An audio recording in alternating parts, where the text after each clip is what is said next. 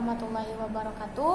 Kami dari kelompok 12 ingin menjelaskan mengenai sedikit tentang hakikat evaluasi dalam Islam. Nah, di sini saya akan menjelaskan mengenai hakikat evaluasi dalam Islam.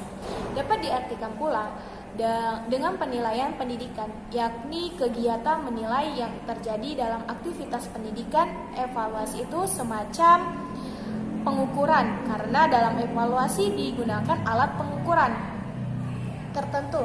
Evaluasi digunakan mengetahui keberhasilan anak didik dalam mengikuti mata pelajaran tertentu, baik yang sifatnya teoritis, metodologis, materi, ataupun substansi. Yang dievaluasi adalah menjadi 3 ranah dalam tujuan pendidikan. Nah, yakni evaluasi pada ranah kognitif, efektif, dan psikomotorik. Kepada saudari Rizky Maulana, apakah Anda ingin bertanya mengenai hakikat evaluasi dalam Islam? Nah, ini saya ingin bertanya ya, bagaimana cara untuk mengevaluasi keberhasilan dalam pendidikan dunia Islam itu? Bagaimana cara mengevaluasi keberhasilan pendidikan dalam Islam? Nah, di sini saya akan menjelaskan sedikit mengenai itu. Dalam evaluasi pendidikan Islam dapat dilakukan dengan 2 cara, yaitu evaluasi diri, evaluasi terhadap orang lain. Nah, evaluasi terhadap diri sendiri ini adalah dengan mengadakan introspeksi atau perhitungan terhadap diri sendiri. Evaluasi ini tentunya berdasarkan dengan kesadaran internal yang bertujuan untuk meningkatkan kreativitas peserta didik dan produktivitas pribadi. Kalau begitu, bagaimana kedudukan evaluasi dalam pembelajaran dalam pendidikan Islam itu? Bagaimana kedudukan evaluasi dalam pembelajaran pendidikan Islam? Nah, di sini saya akan menjawabnya.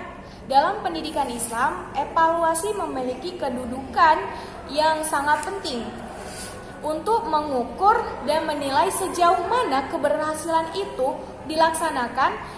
Pengalihan pengetahuan, pemahaman, nilai-nilai, dan pengalaman agama Islam secara terencana, sistematik, dan berkelanjutan. Apakah ada Terus, mengapa evaluasi dalam pengembangan dalam pendidikan Islam itu dilakukan? Mengapa evaluasi dan pengembangan dalam pendidikan Islam perlu dilakukan?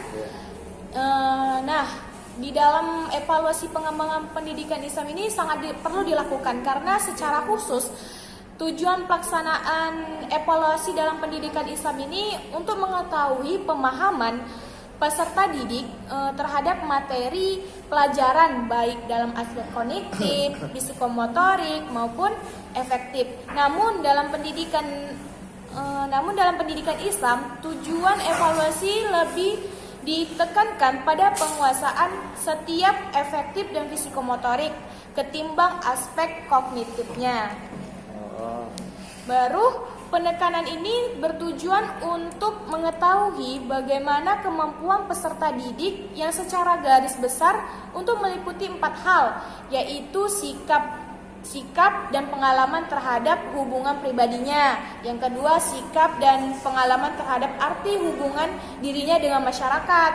Baru sikap dan pengalaman terhadap dirinya dengan hubungan kehidupannya dengan alam sekitarnya. Baru yang terakhir itu sikap dan pandangan terhadap dirinya sendiri selaku hamba Allah, anggota masyarakat, serta khalifah Allah Subhanahu wa taala. Apakah ada lagi, saudara? Terus, mengapa evaluasi menjadi bagian terpenting dalam pendidikan Islam? Evaluasi menjadi bagian penting dalam pendidikan Islam. Ya, sangatlah penting, karena Islam mengandung evaluasi yang sangat penting, karena dalam Islam faktor pengukuran, penilaian, ketercapaian suatu ibadah bisa dilihat dari syarat dan rukun ibadahnya tersebut. Nah, contohnya dalam sholat tuh. Sholatnya kan seseorang bisa dinilai dari bagaimana dia mengerjakannya. Apakah semua syarat dan rukun ibadahnya terpenuhi dengan baik atau belum.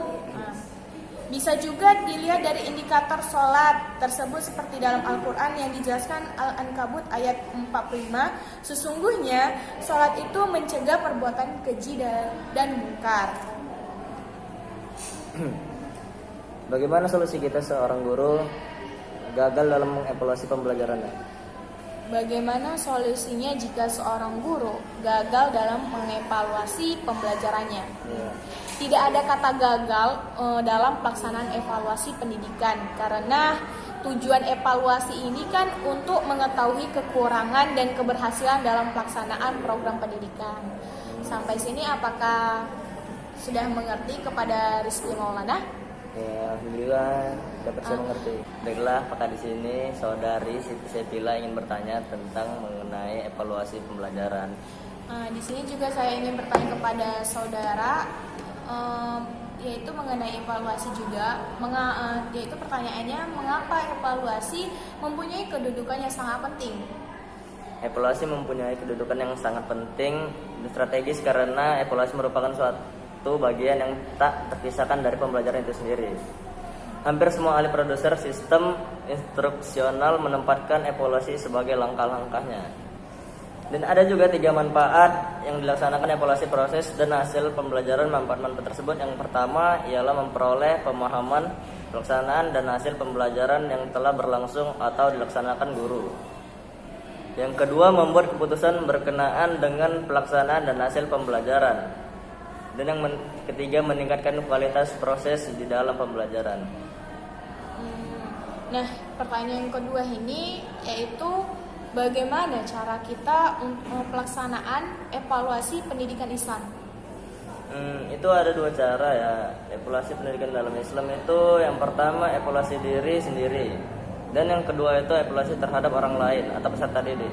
Evaluasi terhadap diri sendiri adalah dengan mengadakan proses introspeksi atau perhitungan terhadap diri sendiri.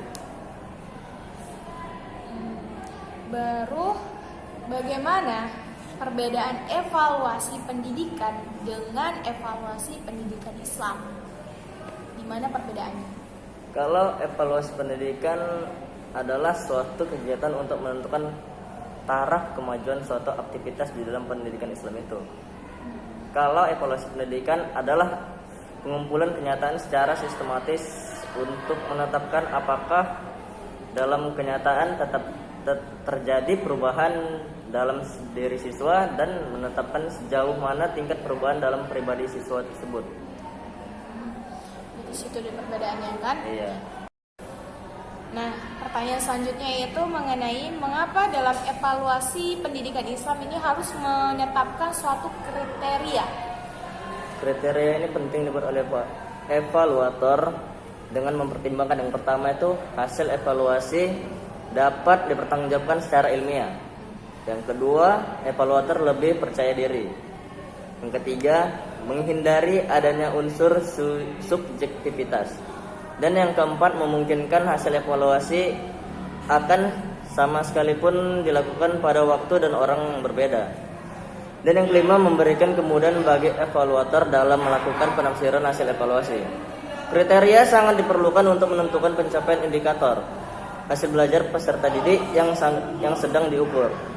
Dalam pengembangan kriteria ini menentukan kualitas jawaban peserta didik tersebut.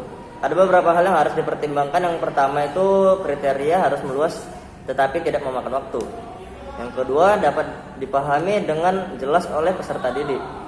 Yang ketiga itu mencerminkan keadilan, dan yang keempat tidak merefleksikan variabel dengan bias, latar belakang budaya, sosial, dan ekonomi, ras, dan gender. Oke, dari situ.